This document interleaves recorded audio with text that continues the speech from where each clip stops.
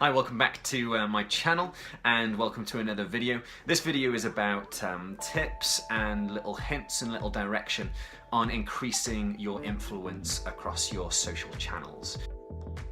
This conversation or this video came about because a friend of mine wanted to know how do I personally increase my followers or increase my website hits and things like that.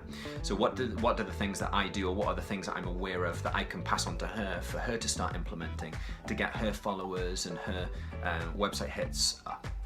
In some ways, the first place to start is looking at what is the goal that you're trying to achieve. Are you trying to increase Twitter followers? Why are you trying to increase Twitter followers? Are you trying to get more sales out of those followers? Are you trying to get more signups? So work out basically what is your goal, what is your business goal, and from that, then you're wanting to basically work out a way of measuring that. So, okay, I want more Twitter followers. So what do I have right now? If I'm going to start increasing my tweets or posts, I need to work out, okay, where's the benchmark? So how do I know I've succeeded in achieving this goal? So make sure you've got some sort of tracking of, your Twitter followers right now before you start a project, and also a way of gauging whether or not it's sales. So work out, okay, they're coming from Twitter, so maybe you want to be using some unique links that are specific for Twitter. Use your Google Analytics to find out, okay, they're coming from Twitter, and then actually they've also bought a product. So set up things like events or goals within Google Analytics. I've written an article about this, so I'll ping that in the description so you can start kind of implementing some of those things if you haven't already got them. So yeah, basically, what are your goals and how are you going to measure the success and work out that you are achieving those goals? So that's the first step. So the second thing is to work out what have you got? What's the situation right now? So what's your kind of YouTube channel looking like if you have a YouTube channel? Do you get lots of comments? What kind of comments are those? What kind of engagement do you get there? What's your stats on your videos? Do people watch right to the end? What are the kind of the demographics on those videos? What are people searching to find your videos? I've written a bit about that as well, so we can come to that later. If you're using Instagram, how many people are liking your posts? What kind of images are being liked more than others? And also Twitter, let's say you have a Twitter feed, are you getting retweets or likes on particular content type? So if you're sharing podcasts and things like that, are people liking that stuff and that content more than you sharing articles? So kind of analyze, so once you know your goals, analyze what's your current state of the union, to see where there are gaps, where there are things that you can improve on, and some kind of direction and vision on where the best audiences are right now and where the weakest audiences are right now, and where to measure your time and your effort being implemented. So the third thing, once you've kind of summarized your goals, where you want to go, how you're going to measure the success, you kind of know what your audience is and where you want to feed in. You then want to start, okay, taking each audience and uniquely crafting some content. So whether or not that is images or quotes or articles that you're writing that are geared towards a certain topic. You might want to start thinking about maybe producing podcasts. Maybe you have a great audience on SoundCloud that you want to keep producing podcasts and investing in podcasts. Or you might find that vlogging and the video stuff is really good, so you might have a great YouTube audience. So you might want to start daily vlogging or weekly vlogging, which I've tried to kind of start now. Videos are a really nice thing. They're quite easy to do, and yeah, they're kind of they're fun to do as well. I prefer doing videos rather than writing to sometimes. So they're a little bit more fun. So work out what kind of stuff you can do, what are easy. So for example, quotes are quite easy to find. There are websites where you can find inspirational quotes. I once built a little Twitter bot that tweeted out inspirational quotes every 24 hours or something like that. And if you're hashtagging in the right way, that's a little way of automating something. I'm not saying that that's the best way, but it's a little way of automating some content, so there's a little bit of interest, and it's kind of feeding into what the business was or what the idea was. It was about inspiring people and building people up and encouraging people. So that kind of content feeds really, really well into that. The next thing is kind of working out what the content is and seeing if there are ways of automating it. So there was a time when I didn't have the man hours to do every social platform, so I turned on something called SmarterQueue. So SmarterQueue is a place where you can attach your social media platforms.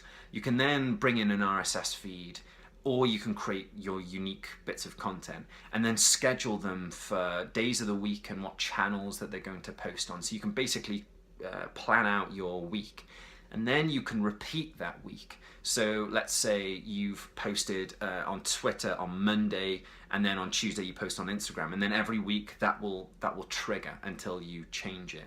And what I found is I was able to recycle content. So what tends to happen with an article or a tweet, it literally is there for a few seconds and then it will disappear. So that kind of rechurning of content, especially the content that's really, really valuable and useful and is still timely, then using something like a queuing system to recycle that was really useful for me. So I did that with some articles that we had on a particular blog and found that in actually repeating it, you still got the likes on those repeats because things are so instant. You will see an article and then it will disappear, and then you'll see the kind of a same article from years ago and that content is still relevant. You'll still click on it and it'll still give you something of value. So it's always about making sure that that content that you're repeating still has value to your audience. So the next thing is, once you kind of know your content and you have your little tools that you're going to use, you want to look at the things that are particular to those platforms you want to start using. So for example, hashtags, they're pretty much across board, or tagging in YouTube's case. You want to be using lots of them if you can. Make sure they're just relevant. And so for example, if you're using an Instagram post, you would just tag another comment with a set of hashtags that were relevant to you. They usually give you counts, so you can find the most popular ones as well. So example, vlog, like hashtag vlog will have more than hashtag weekly vlogging, for example. So more people are going to see your post if it was hashtag vlog rather than hashtag vlogging, weekly vlogging. But there's no harm in putting both of them there as long as they're kind of relevant. So hashtags are a big thing. And for YouTube, the biggest thing on YouTube is the keywords. So keywords in the title, keywords in the description, keywords in the tags, or the tags being relevant as well. And also make sure that the thumbnail image you're using pops out and stands out. What I've tried to do is, like, because you know that everything is certain size, I've tried to bring in my images, so as people are scrolling there's going to be a little bump where my images happen, and try to use kind of those neon-y looking colors to really attract the user's attention, or the readers, or the viewers' attention. So now once you've got those kind of things in place, you're maximizing the hashtags or the keywords that need to happen on that platform, you might want to start contacting people. So find Twitter feeds or Instagram accounts that already have the kind of audience that you're looking for, and start following those people.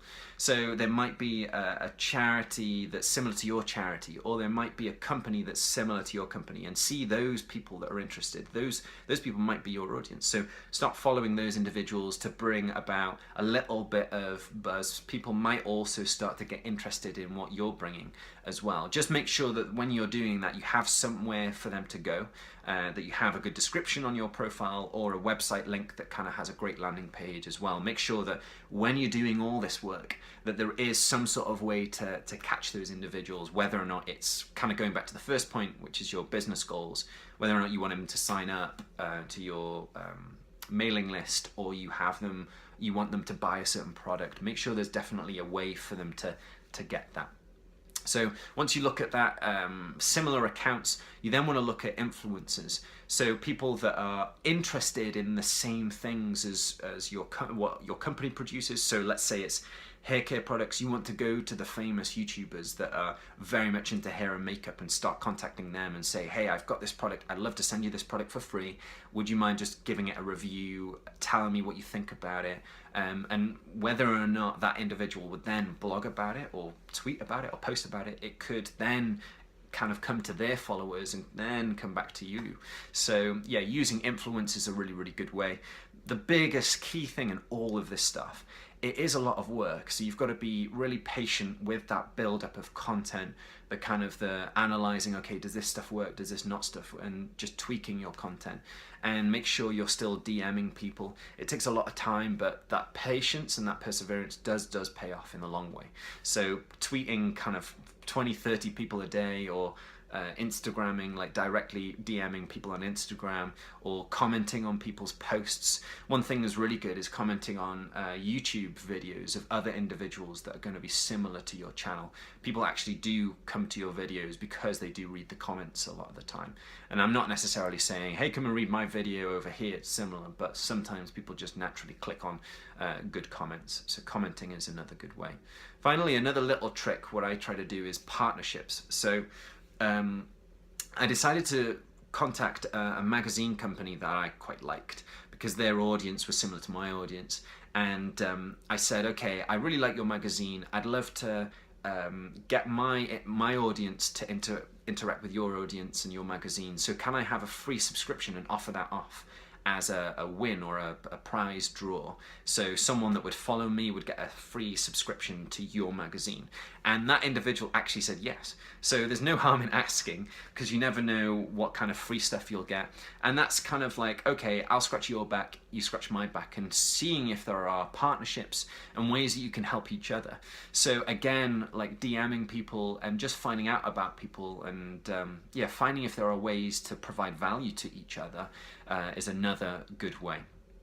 So that's kind of in summary. First steps are work out your goals. What are you trying to achieve? Then kind of work out basically how you're going to measure those successes. What is success? What's the measurement of that? Then you want to analyze your audiences, work out where are the audiences, what do they kind of engage with the most. Then you want to craft some content, so images, quotes, memes, video content, and then you want to maximize hashtags, keywords, make sure the SEO is really good on your articles, and then you also want to probably automate some of that to take away a little bit of the load, but make sure it's not posting the same thing on all the platforms at the same time. It kind of gets a bit tiring, but yeah, there's no harm in doing that early on if you're starting out. Yeah, automating things. Then you want to go a little bit deeper into finding influencers, DMing them, and looking at partnerships that you can do to really help each other out in what you're trying to achieve. So hopefully that's been helpful, and obviously there's more to this. This isn't just this is the list. There's always more to do, and there's always other aspects, always other channels, Snapchat and the rest of it. So if there are any tips or anything you want to ask, feel free to just put them in the comments below. I'd love to hear your feedback and what are the things that you do to build your personal brand or the brand of your company or organization. So thanks for following, and if you've not seen it yet, I've started weekly vlogging, and that is in another playlist on YouTube, so feel free to look at those. Obviously it's not everyone's cup of tea, but there are some funny things that happen in my week, so you can take a look at that. So just remember, keep shining bright like a Ryland, and I'll see you next time.